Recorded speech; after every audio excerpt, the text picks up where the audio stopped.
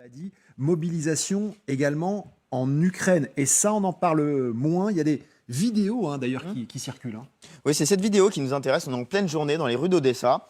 Et vous voyez, il y a 3 militaires qui sont en train d'arrêter un jeune homme. Celui qui filme la vidéo explique qu'en fait, il est emmené de force au commissariat militaire pour être mobilisé, lui qui tentait d'éviter la mobilisation. Vidéo qui est authentifiée par les médias ukrainiens, vous voyez ce média ukrainien, et même par l'armée qui confirme dans un communiqué, une enquête est en cours pour déterminer si ces militaires ont outrepassé leur pouvoir dans cette situation.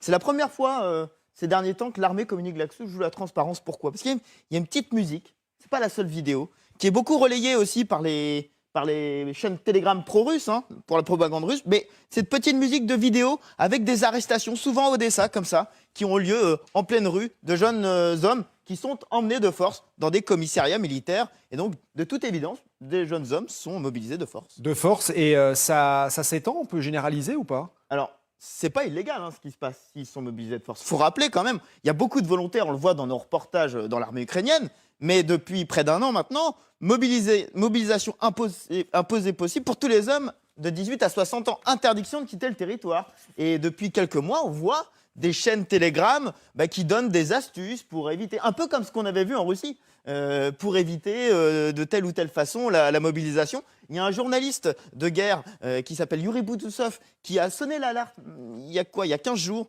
pour dire attention, il y a beaucoup de possibilités pour échapper à la mobilisation et les gens les utilisent. Il y a des avocats qui se spécialisent dans ce domaine et bien sûr, il y a la corruption. Et il ajoute que pourtant, il y a beaucoup de monde, il faut beaucoup de monde dans cette guerre et qu'il faudrait donc agir.